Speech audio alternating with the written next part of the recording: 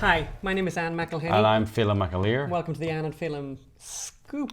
Yes. Where are we now? We're in August now. We're in August now. This is Shocking. not the daily virus.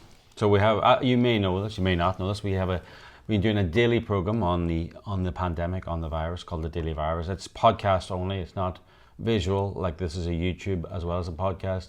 So you can get it where you get your podcast. Just go to the Anne and Phelim Scoop, and there will be a daily virus. We try and keep it 15 minutes early in the morning. We never succeed. It's generally about 25 minutes, 30 minutes. Too much news going on about the pandemic, but go on ahead there. So it is the place for the latest news, views, advice and madness of the pandemic. But today's show, Anne, tell us about today's show. Yes. We have a very special guest today, haven't we? We have a very special guest today on the show. We've got Michelle Obama joining us later.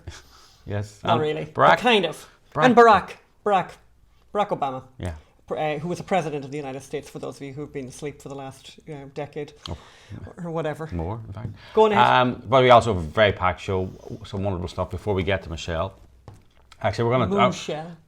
Sorry, go on ahead. In crazy California, when the homeless illegally camp on the sidewalk, the obvious thing to do is, well, actually, you won't believe what the obvious thing they think to do here is, so we'll be coming to that. And in New York, the city that never sleeps because of all the gunshots, we look at a new record. That city is just set, and all politics are local.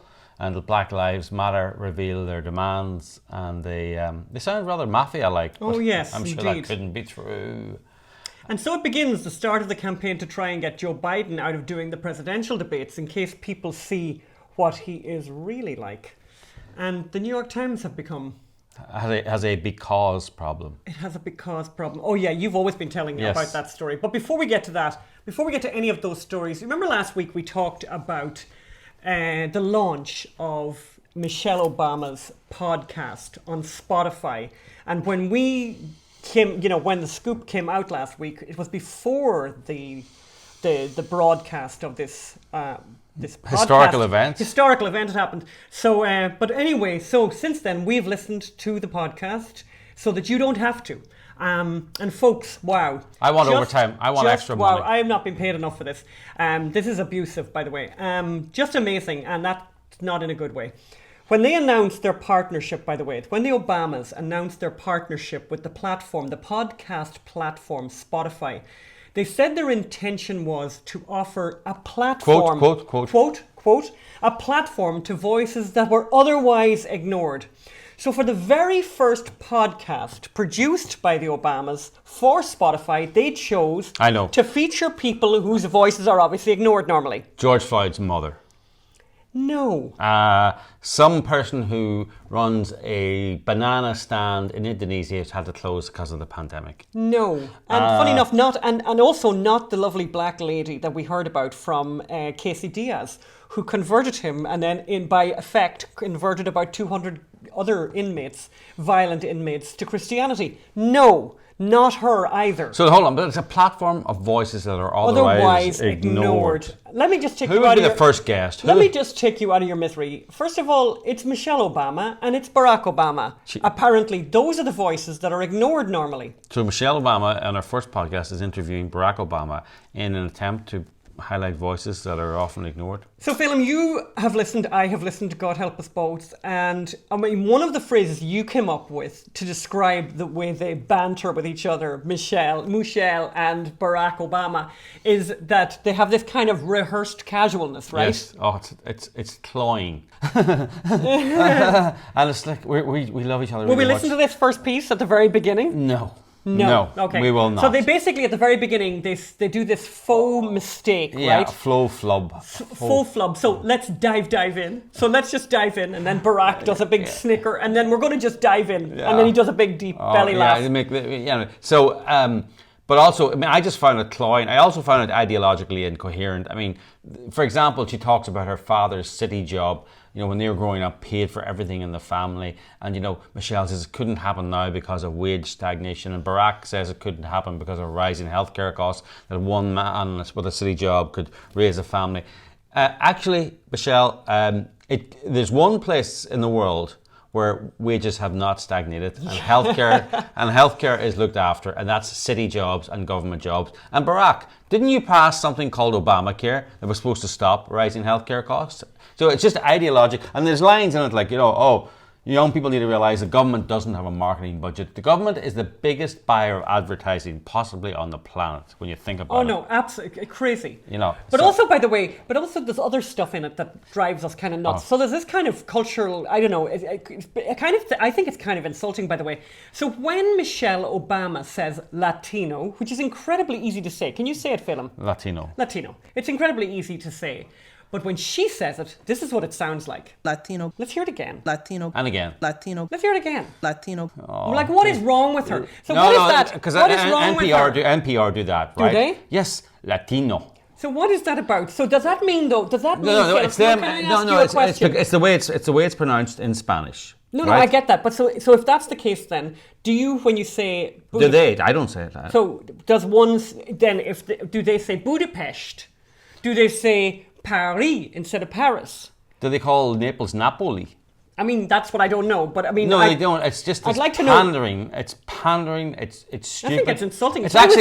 It's bad grammar. It's bad English. You're speaking English. I think if I was Latino, I think if I was Latino, I'd find it a little bit insulting. But you're what? So you're not impressed, Phelim? No, I find it cloying, ideologically incoherent. Difficult to listen to. Well, Vogue loved it, Phelim. So here's what Vogue Magazine. So Vogue Magazine said the first episode of Michelle Obama's podcast, which premiered on Wednesday on Spotify, is a glimpse at what dinner with the former First Lady and President Obama might be like during this fraught moment in history. That reminds me of Churchill, actually. A woman said to Churchill, "Sir, if I was married to you, I'd poison your coffee." And he says, "Madam, if I was married to you, I'd drink it." Perhaps unsurprisingly, this is, by the way, Vogue. Listen to Vogue. Perhaps unsurprisingly, for the forever first couple of our hearts. So, by the way, I think that's a dead giveaway that Vogue probably liked the podcast, right? The interview is full of charming banter. We missed that, didn't we, Phelim? Easy laughter and the crackling chemistry the two are known for. I think that's a big sign that they haven't actually listened to the podcast. Indeed. The Michelle Obama podcast review, her chemistry with Barack is palpable. Her mission, however, vague. That's according to the Telegraph. And Good Housekeeping. Good Housekeeping couldn't love this more. Basically, the Good Housekeeping says Michelle Obama is one of the most inspirational people in the world. In the world, by the way. Forget Nelson Mandela, forget Gandhi. There's Michelle, one of the most inspirational people in the world. And she's imparting some of her hard-won... This is Vogue... No, this is Good Housekeeping. And she's imparting some of her hard-won wisdom with us all. Hard-won wisdom. Where did she go to college, Phelim? Did she go to a community college? School of Hard Knocks. Where did she go to college? I don't know. Somewhere fabulous. I think she went to some kind of fabulous Ivy League place. More than one of them. Yeah. And the Times, by the way, the Times of London says the Michelle Obama podcast, I admit it. I was actually a bit inspired, says James Marriott. Jesus, James, get out more. Now James needs to get out more. And he needs to listen to a few more podcasts, including ours, by the way. Can I just say, not to blow our own trumpet. But can I just say, in summary, we do not agree with any of these gushing reviews of the Michelle Obama podcast. So according to the Obamas, by the way, when they launched this podcast with Spotify, they said they promised to show us what's possible when we allow ourselves to be vulnerable, to open up and to focus on what matters most.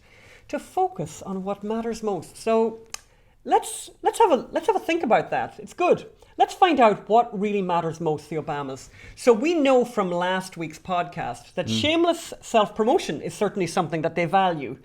So just to remember, in case you forgot, the Obamas got a fantastic deal with Netflix, worth probably north of $100 million. And the first original piece of drama or documentary, the first original piece production that they did for Higher Ground, the first one for Netflix, was a documentary about Michelle's book launch. And book tour. And book tour, featuring herself. And her book. and her book. Which is her autobiography. Which is her autobiography. So that's what they did, right? Then they got this fabulous deal with Spotify worth, I think, north of 40 million. And what did they do when they had the opportunity to do something, anything, to listen to the ignored voices? The ignored voices. Silent. What did they do about the silenced, ignored voices? They featured themselves.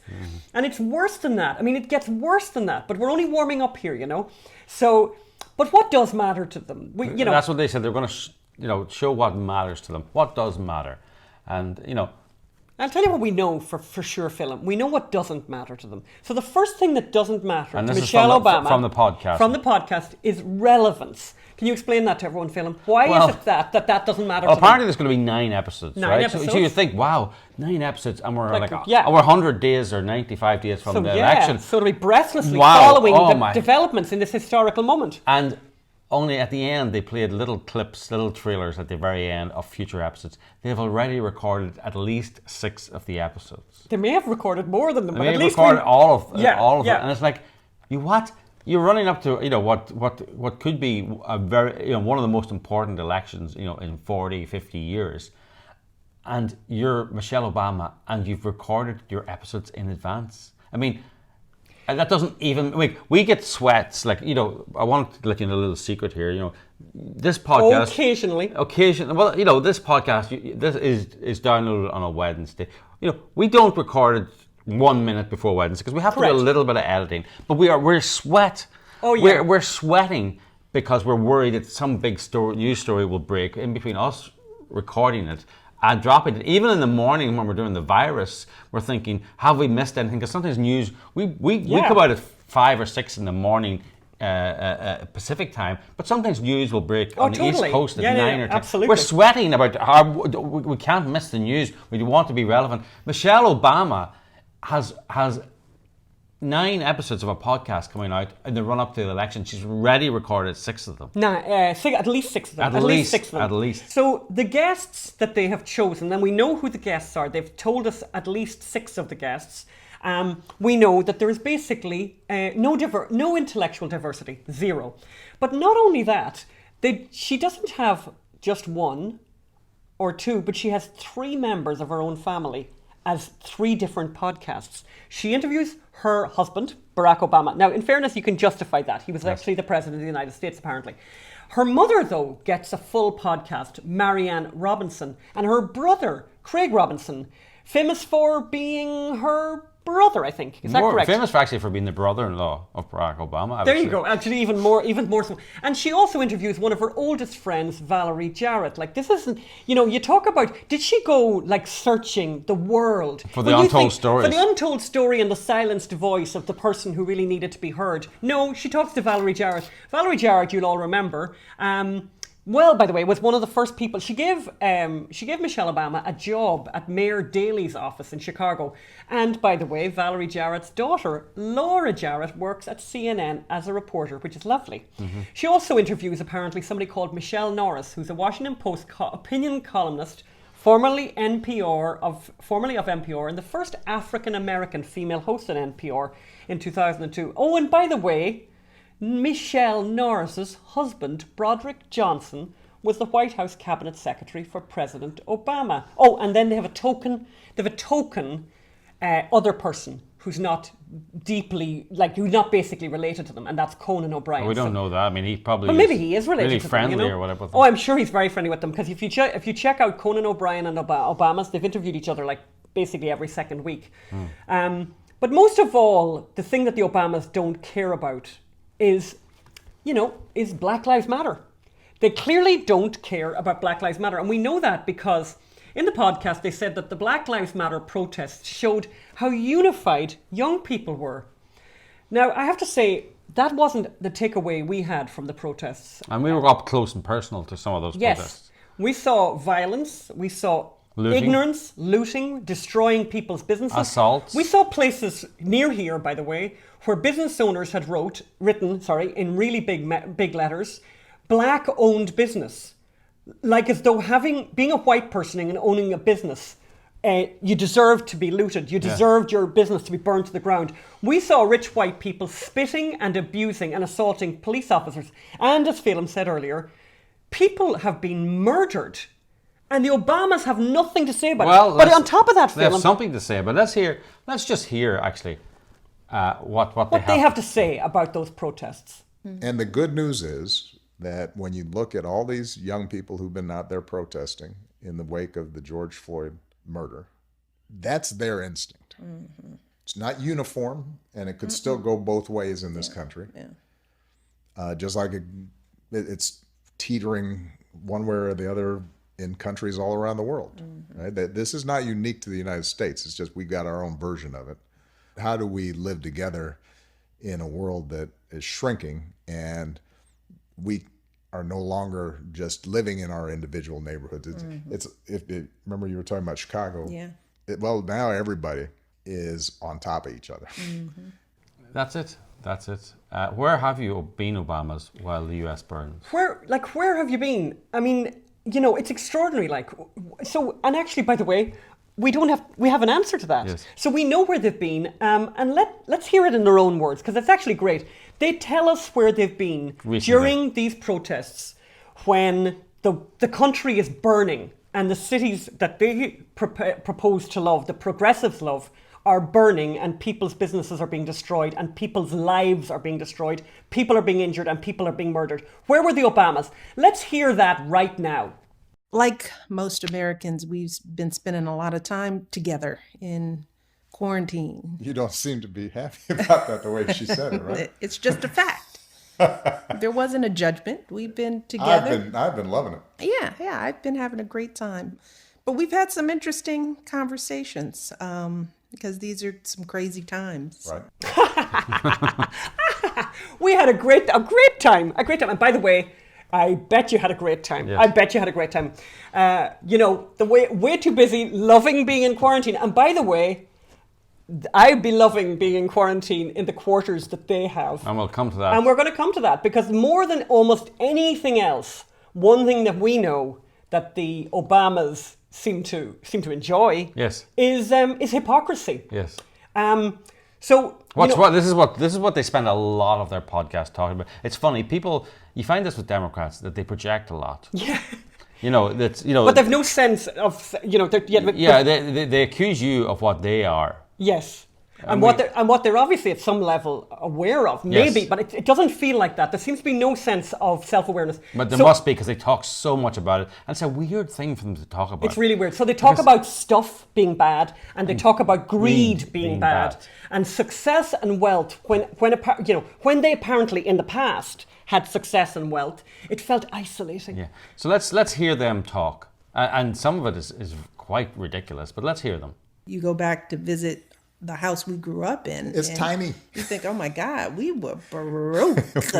we were broke. But yeah, we talk about this a lot. It's like the phrase that sticks with me from my parents is never enough. Never enough, because the minute you had a little bit of something, you had a pint ice cream and a chocolate, and you asked for strawberry, you get in trouble. It's like, how dare you not be satisfied with what you have? Right. And then we would feel bad, because you think, you're right. Why here I am with this little bowl of ice cream, and I'm asking for more. Yes. And that was before you even finished. You haven't even finished your ice cream yet. Like, never satisfied, never satisfied. And I find myself saying that to Malia and Sasha. That's the biggest thing that gets on my nerves. They know it. It's like we're doing something great, and you start looking over at the other. Starting to look it's and like see what never else is next. satisfied. So the ice cream wars, eh? So the ice cream wars, yeah. They had this whole thing about, things not being enough, never enough, it's never enough.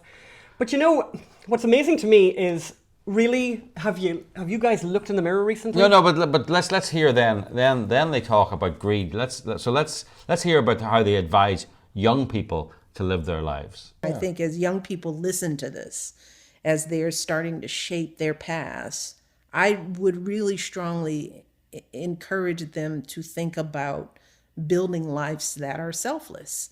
Not just because it's the right thing to do, but it truly is the better way to live. It's the right thing to do. It's the right way to live. And then let's hear Michelle Obama now talk about having it all. And, you know, that's... Having it all. Right. So instead of that, we have, you can have it all. You know, that's the philosophy. You know, even when I talk to young mothers, it's how do I have it all, you know, or young families, because the motto has become not that you sacrifice, but you should be able to have it all. And how do you get it? And if you're not getting it, then something's wrong. And I always joke, it's like, that was the opposite of how we were brought up. You were never supposed to have it all. You know, you were, in fact, if you had it all, you were being greedy. Greedy, Anne. Greedy. Seriously, Michelle, have you looked yourself in the mirror at all lately? Let's talk about greed. The Obamas now, in fairness, could teach us all an enormous amount about greed. They really could, by the way. They've sort of written the book, by the way, on greed. Let's have a peek at their modest dwellings. So, yes. Unlike a lot of the rest of us, the Obamas don't have just one home. They don't have 2 homes. They have 3 homes. So the first home they have, we're going to have a quick look at that now. And I'm going to bring up these photographs, Phelim. I'm going to try and do this seamlessly. I'm going to move this bottle of wine, by the way, out of the way. So we have a bottle of wine, which is going to be consumed later on. I may have to start drinking it, by the way, as we look through these photographs, Phelim. Yes. Those of you who are listening on audio, you're missing out here, guys. You need to go to YouTube right now, because we're going to go through this property portfolio of the Obamas. So, Phelim, we're looking right now at their first home. This is, I think, a 1.6 million. Can you bring up that on the screen there with my information there? Yes. So I think this is a 1.6 million in Chicago. Yes. And as you can see, the street is closed off so that people can't walk past it. Which is fair enough, by the way. Which is fair enough. We don't have a problem with that. So this is a $1.6 million home in Chicago, which I'm not sure how long they spend there, but you can see it's very nice. Very impressive, gorgeous, and as they would say, leafy and lovely, and sort of red brick. And actually, it's very funny. Remember, she talked about in the podcast. We didn't play it there, but white flight. How she was kind of opposed to white flight. Looks pretty white flighty to me. Oh yeah, very white flighty. That I'd say that neighbourhood's very nice and white for them. So, and we're moving on now to the second home they have. The second home they have is Kalorama. I've seen smaller cathedrals. I've seen smaller cathedrals in Washington D.C. Now, this is a little $8.1 million dwelling for them, and I wish I had all of the information from the real estate agent. But this is a very large home here. We're looking at the first sitting room here, Phelim. Yes. Just lovely now. That's it's the first sitting room. There's more than one. Oh, there's more than one. Why would somebody need more than one? I suppose but you know. Sasha would need to entertain. Now, don't be talking now because you wouldn't want to be greedy or anything, right? Sasha would and Maria. Which of them worked for Harvey Weinstein? I don't know, but we never hear much about that. And then we're moving on to another picture there. That's a different sitting room altogether. A different sitting room. Nice, and it's got you see it's got a nice flow to it. Yes. Lovely that. Now we're into the kitchen, and I have to say now, that's an island, Phelim. Can I just tell you, Phelim and I...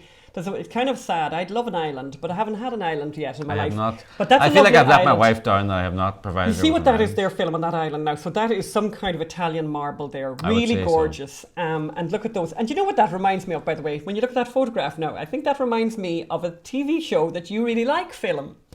Doesn't that look like the kitchen of a TV show that you really like? Madam Secretary. I think it looks very like that. Now, I don't think they shot it there, but it does look a lot like that.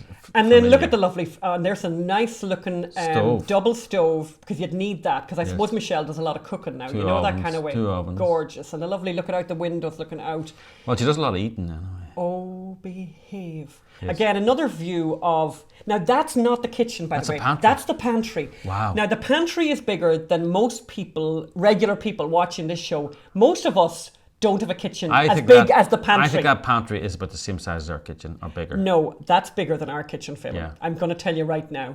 But how gorgeous is that? Again, really nice. That's the pantry. And then we're moving on to the next photograph. So that's, I think, a dining room, one of the dining rooms. One of the dining rooms. But very, very nice. And then we're going into one of the bedrooms. Now, I just feel a bit... can I just I feel a bit grubby looking at Michelle and Barack's bedroom. Well, by the way, can I just say, you don't know that for sure, by the way. But this is one of the 8 bedrooms the home in DC.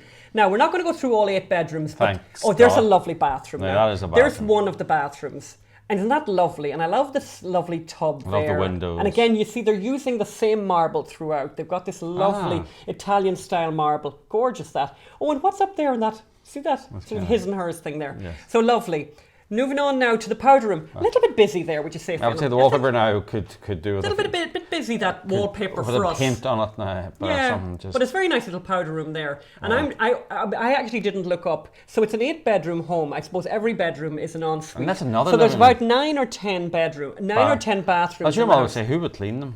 Well, I suppose that Michelle doesn't have to do much cleaning. Now, there's the den, because, of that's course, the den. there aren't enough living rooms so far. So now we're in the den. You know, that's where Barack hangs out and watches his football, I suppose, or whatever boys do. But you know what else you need for your den, Phil? You know what else you need for your den? You need a wet bar. So there's the wet bar for Barack's Can you tell me den. something? This may sound awful, right? But what exactly is a wet bar? I think what a I wet think bar I've lived is- in houses with wet bars, so I don't know. Well, can I just say, by the way, so we were not brought up with wet bars, Phil. Yes. And wet bars, actually, I don't even know in Ireland if people know what a wet bar is. Yes. So I think what a wet bar is, and by the way, all of you clever people out there can send us in the definition of a wet bar. I think a wet bar is a mini kitchen with a fridge thing that is not the kitchen. So it's like a mini kitchenette thing. But is in there a different cooker in part. it? Well, no, what's nice about it, no, there's no cooker in it. There's just a fridge in it. What's nice about it is, so when you're hanging out in the den, instead of having to walk all the way to the kitchen, you have a kind of a place with your cool drinks there, Phil. Okay. Oh, you totally need that. Totally. You totally need that. And now we're on to, this is still the DC home. We're still nice at the garden, DC home. nice back garden. This is the back garden of the Calorama home. Nice. Lovely bit leafy shade. Look at that dappled sunlight, Phil. You and I love the dappled sunlight. You know, sure, you're nothing without the dappled sunlight. And look at the lovely background there. Really gorgeous. And by the way, I'm sure that's not all the photographs. So that are just to let available. you know, And that's you the can see front. these photographs on YouTube if you're listening to this. And by the way, that's kind of pathetic there, Phil. There's only a 2-car garage. I know that's really... I would say there's more to it than that. No, I think it's actually a 2-car garage, but that's an interior 2-car garage. But obviously, there's lots of space there for other cars to be parked outside. But that's a very nice... Not on the street, not obviously. For heaven forfend. Yes. But very nice castle there in DC. But we're only warming up now. And don't forget, the theme of this is that the Obamas just hate greed, Phil. Yes. They do now. They really hate greed. God, they hate greed more than they just about hate anything. As Michelle would say, What did Michelle say, She Phil? says, and I suppose, it was the opposite of how they were brought up. You were never supposed to have it all. In fact, if you had it all, you were being greedy. Oh, yeah. So are we on to the third house now? Now we're on to the third house. Martha's So now Vineyard. and this, and by the way, I stole this just in case the Daily Mail get in touch with me. This is stolen. This image you're looking at right now, borrowed. Yes. Borrowed. Great artist borrow. Great artist borrowed. So this is just to show you it basically in the world. So Martha's Vineyard, which is in Massachusetts, which is an island. Is an island. I didn't know it you was see an there, island. you didn't know that. You see, so everyone's learning here. Oh, so you can only fly onto it then or take a boat? No, I don't know how you get onto it, but again, someone's going to tell us that. So I would say no. Can I just say I'll bet you there's a bridge. But we're moving on, Phil. So let's have a look at the first photographs. Now this is the home It's that the 19 Obamas. acres, isn't it? This is they have no, Phil. Let's get it right now. There's 19 acres of an ocean front there because there is no danger ever of that house being swept away. Apparently, global warming, according to the Obamas, has been solved. Otherwise, why, for God's you sake, buy an ocean would you front? buy an oceanfront property? But isn't that a lovely aerial photograph then of their house and how splendidly isolated it is? And the price on this little property is Yes. 12 million. Yes. 12 million. But you know what? Do you know the one thing that they hate, Phil? Do you know what they hate now, those Obamas? Greed. Greed. Oh, we hate that greed. Well, we know, actually, no, we don't hate that greed. We think it's great. But they hate greed, but there's their little home now. Home number 3. And by the way, this is a vacation place. Yes. This is just going on holidays, right? Or as you Americans say, vacation. There's another shot at the house, and you can see the lovely pool at the back there. And is there a guest house? Because you know you'd need that, Phil. I'd say that's the guest house there. Oh, that could be the guest house there. Phelan's pointing Probably off. a guest wing. Phelan's pointing off. And look at the lovely view of the sea and everything like that. Next photograph. Moving on to the next one. Another view of the exterior of the house. Isn't that just delightful? How gorgeous. And you see they're quite a distance from the neighbours. Because you wouldn't want to be close to the neighbours, that kind of way, you know. You want that bit of isolation. And look at the lovely big windows. I love that. So lovely, lovely light-filled home. And then we're inside to, what would you call that Breakfast now, Phil? room. No. Well, That evening lounge. To me, that looks like an evening lounge area where you would smoke a cigar. And you can watch it. But then you can see the ocean. Yeah, well, but I suppose you can see the ocean from everywhere. It's kind of a without- weird room now, that. It I'm is. not sure I'd sit in that room that often. But you know what? I'd be very In grateful. the long evenings in the summer. you in the might. long evenings, and you might see, they can see the thing. And you go, they may have moved the furniture around. And by the way. they face east. So that's maybe it's a morning. I don't know. First, okay, this is the first bedroom. I think there's 8 bedrooms in this house, and so here's one bedroom of the 8. You know the way you'd need 8 bedrooms when you've got 2 children and yourself. That's a tile floor. Is that Isn't a that a wooden beautiful? floor? I actually think that looks like brushed concrete to me, but absolutely stunning, gorgeous room, lovely light. I'd say there'd be underfloor heating. There'd be a bit of underfloor heating there. Lovely bathroom then again, and lovely white, and again with that lovely marble and everything, and lovely windows. And as I said, look at how much beautiful natural and his light. and her mirrors. The his and her mirrors, and then this, by the way. Now that's a very weird space to me with this circular kind of. Is that the out? No, it's not the outdoors. No. That might be where you take your shoes off when you come in from riding the ponies film.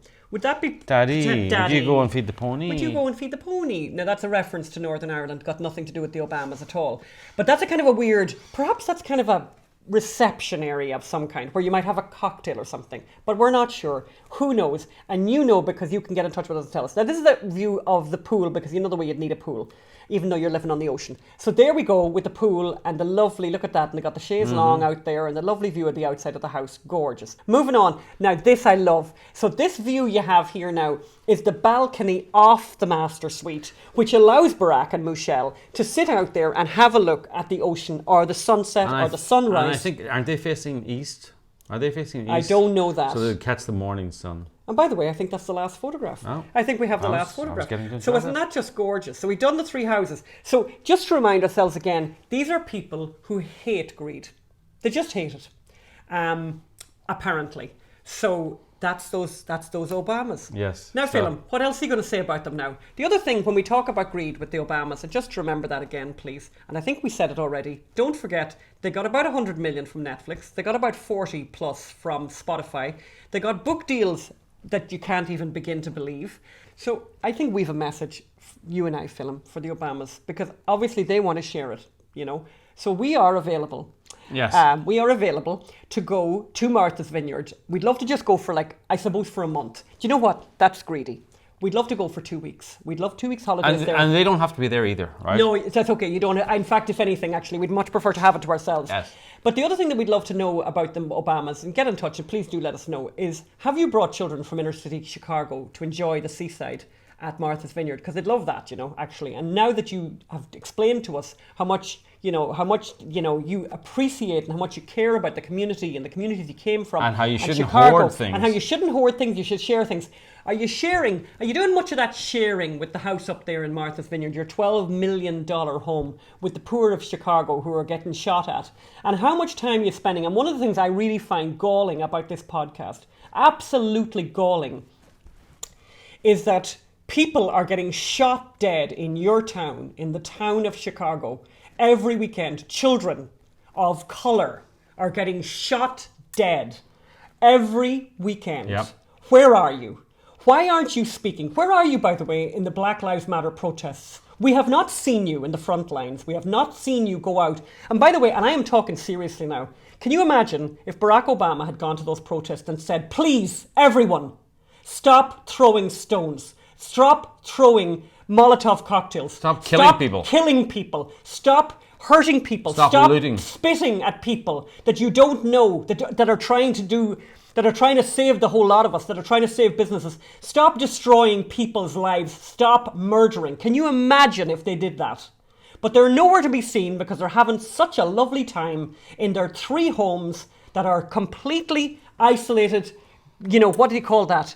Splendid isolation. Splendid isolation. They're they're gated communities. And they accuse President Trump of being an isolationist, actually. This is the big thing. Oh, yeah. Where have they been? Where have they been as Chicago burns? Where were they as Portland burned? Like, seriously, have you any conscience, you people? And you have this gall to produce this appalling podcast that is so tone deaf as people are dying. Over 20 people, I think nearly 30 people have died now.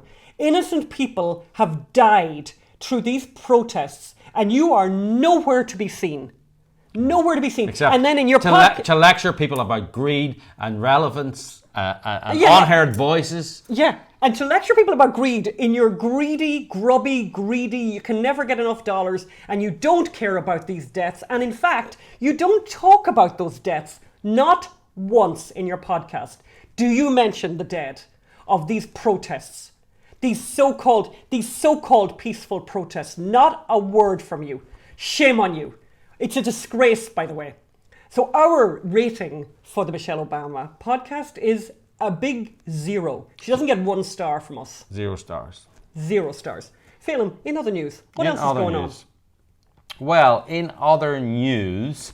What's going on with the homeless? Homeless, The homeless. crazy California section. So, across the road from us there, and just literally 4 minutes that direction, outside R1, you know where they're all... We love the R1. Where they're building, where all the homeless have taken over the sidewalk in this massive tent city. So it's now impossible for people to walk on the pavement. Oh, that's right. On the sidewalk. Yes. On the sidewalk. That's it's right. now impossible. Yep. So, what do you think the Venice Neighbourhood Council have decided should be done about the fact that you can't walk on the sidewalk? Yeah. They're going to clear the sidewalk, Phelim, and they're going to clean it and make it good so that the pedestrians can walk. And fine people who are illegally camping Yes, on the sidewalk. Phelim, tell me. No, and actually, their idea is that we should keep the tents there and take over one of the lanes of the road. They're going to extend the encampment. No, they're going to extend the pedestrian access to one of the lanes of the road. Of course, the homeless are just going to take that over as well. So they're going to reduce that road, busy road, to 1 lane and say this is pedestrian, and then the homeless are going to take that over. One of the busiest roads in LA, by the way. Yeah. That's basically the artery that brings you down to the beach. Most people are coming on that road down Venice to the Boulevard. beach. So unbelievable. That is where we are nowadays in America. Yep. New York. Tell us about New York. If you can make it there, you can shoot it anywhere. God. So as of like the 3rd of August, there are now officially more shootings in New York than there were in the whole of 2019. Oh my God. Isn't that Imagine amazing? that. There's something like 700. Yeah, shoutings are up 73% from last year. Shootings are up 73% from last year. Murder. And murders are up. That's up to date, but the shocking statistic is they've had more shootings up till August than in the whole of 2019. They've But had murders, 700 by the way, murders are up but 29%. they've had 777 shootings up until last weekend, and last year they had a total of 776. Oh my God, that's just terrible. And where are the Obamas talking about that on their podcast? Yeah, where are the Obamas talking about that on the podcast? You know, there's all this detail, but you know, that is all you need to say. That's all you need to know. And Black Lives Matter, Louisville, Oh yeah, Louisville. decided to take over a street and posted their demands, and a business owner protested, and they protested his business, and then they told him what they wanted, what they needed to go away, and they actually printed it out very handily, and it asked owners to adequately represent the black population of Louisville by having a minimum 23% black staff, purchase a minimum 23% inventory from black retailers. Oh God. You know, from our cousin Vinny's, basically. Yeah. And make a recurring monthly donation of 1.5% of net sales to a local black non-profit or organisation. In other words, it's the mafia. That's a shakedown. That's a shakedown. Yeah, that's a definition of a shakedown. That's a shakedown. And basically, the only thing that they don't have on their list is or else. You know, they don't have the or else. They're now protesting businesses that are fighting back and smashing plant pots and things that are outside. Oh so my God. that's just the start. And so it begins the begin. Begin. I have said all along, Phelim has said all along. Joe Biden does not want to do the debate. Joe Biden will not do the debate. And you've always said that there'll be an excuse created. Well, they're already laying the ground for it. Elizabeth Drew, who's labelled as a journalist working in Washington, has a New York Times opinion piece, which, of course, you know, Yes. heaven, my God, a New York Times opinion piece must be really difficult, that. Because there's such a demand of and diverse opinion there. So the headline is "Let's scrap the presidential debate," and it's like, you know, this is not about policy. This is not about ideology. You know, the debates have become a circus. We shouldn't dignify the circus. Joe Biden should refuse to debate President Trump. Now, I want to, you know, if you look, we were very lucky enough to have watched several times the documentary by Clarence Thomas. Yes. Which is Wonderful. called Created Equal. Yes. And on PBS. And by the way, I think you can get it on PBS on demand. It's yes, really it's an great. amazing. But one of the things you see there is a very verbose and idiotic Joe Biden, but actually a very articulate Joe Biden. Articulate in his idiocy. Yes, he was actually more the word I'm looking for. Fluent. Fluid. Fluent. I think he's very fluent in his idiocy. Yeah. However, you cannot call him fluent now, right? He's not fluent now. However, if you're on Facebook, you do see lots of videos coming through with Joe Biden stuttering and stammering and getting things wrong. I am yet to be convinced fully that that there's something wrong there. I'm not 100% convinced because I'd love to see him at length speak off the cuff without a teleprompter, and I don't trust these press conferences because I think since he knows the question in advance, the aides have put up the speeches on the whereas a debate is much more cut and thrust. But I'm just saying, I'm not accepting that he has in cognitive decline at the moment because I haven't got the evidence. I heavily suspect there is cognitive decline. I need to see more evidence, but they're obviously building this groundwork. I don't know if Elizabeth Drew knows something or not, but I'd love to be a fly on the wall among his staff because there's something going on and they are worried. Mm-hmm. Interesting. So talking of something going on, so I've always said the New York Times, and actually it was inspired by a headline that was in the New York Times a few years ago. It was, despite embracing environmentalism, churches find attendances declining. Yeah. And it's like, and I'm going, no, that's the wrong head. It's because they embraced environmentalism, churches find, because a church will never be environmentally crazy enough for the environmentalists, so the environmentalists won't go near it. And when you go environmentally crazy, you lose Christians because God put them in charge of dominion, not, don't listen to this nonsense. He made them stewards of the environment. He made them in charge. That's what it says in the Bible. So then I found this new headline from the New York Times, which is, again, they always use the word despite when they actually mean because. And the headline is, despite being one of America's whitest cities, Portland became the center of the BLM protests. And of course, the answer is because it's one of America's whitest cities, it became the center of BLM protests. And that brings me on to an article that's was in The Spectator a while back by Sohab Amari. I hope I'm pronouncing your name properly. Yes, I know Sohab. And he's the opinion editor of the New York Post. And he wrote an article, it's a very interesting article, about that the BLM movement is not actually it's not a black movement. It's a white upper middle class movement. Mm-hmm. And this is really the white upper middle class. They failed at the Russia collusion hoax. They failed at impeachment. They failed with all the media stories and the media scares to get rid of Trump. And not just to get rid of Trump, they are losing their powerful position. The populists are taking over. The elites are being pushed aside, and it happened with Brexit. It happened with Trump. And so the BLM is really the white elites trying to undermine Trump. Mm-hmm. And that's why Portland is the center for the BLM, because it's not a black movement. It's a white elitist movement, middle class, educated, graduate movement. Mm-hmm. So we have big news coming up. Actually, we hope. Oh yeah, we have. Yes. While you're saying that, I'm going to introduce the sort of food and wine section of the show. Well, I'm not giving it away yet, but we will be announcing a big project soon.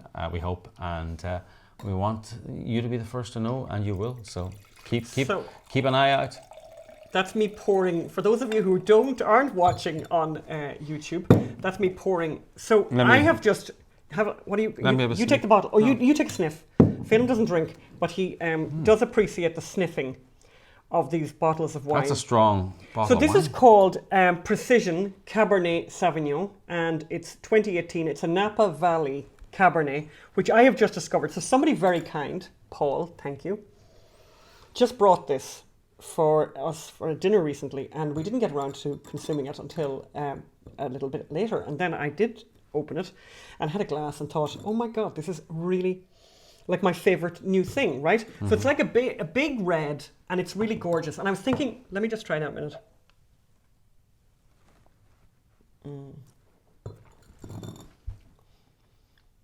Not very fruit forward, but definitely berries. It's kind of one of those big reds, which is what I really like. It's very purple in the glass. It's absolutely gorgeous. And the other thing that's really fabulous about it is, so when you look online, you'll find that it used to be sold for $30, which I never buy wine at $30, by the way, just so you know. It's on a special offer in Costco right now. Glad to hear that. It's on a special offer in Costco right now, and I'm nearly sure in saying that it's actually $12 in Costco right now. And it's absolutely gorgeous. Really nice to serve with red meat, or it's also nice. It's also actually a drinking wine. It's a kind of a, drink with anything and with nothing. Hang on. Excuse me. Very hard to do that and be on the camera at the same time. I don't know how actors do it, actually. It's quite really, really great wine. Precision, Cabernet Sauvignon, Napa, and 2018, and it's a really great deal, and it's on sale at the moment in Costco.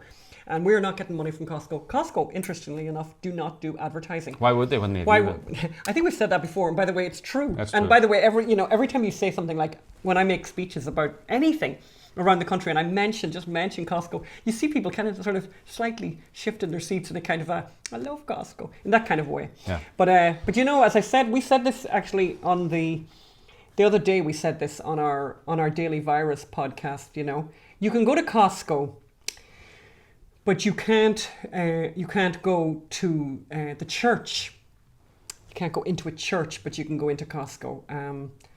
Kind of amazing. And priests aren't giving the last rites in the UK, but you can go to, you can do lots of things in the UK, but you can't go into a church. And if anyone dies on you, God help you, because the funeral can't have more than 50 people unless you're John Lewis. In which case, or an IRA guy. Or an IRA guy, and then anyone could go. So we've come to the end of this podcast. Yes. I hope you've enjoyed it. We're going to be announcing something very soon. And we do have a very exciting announcement very, very soon. We're looking forward to sharing that with you guys. But listen, thank you so much for tuning in. Thank you very much for being here. We look forward to seeing you next week. But in the meantime, do tune in to the Daily Virus on everywhere we get podcasts on the Anne and Phelan Scoop. All the best. Bye. Bye.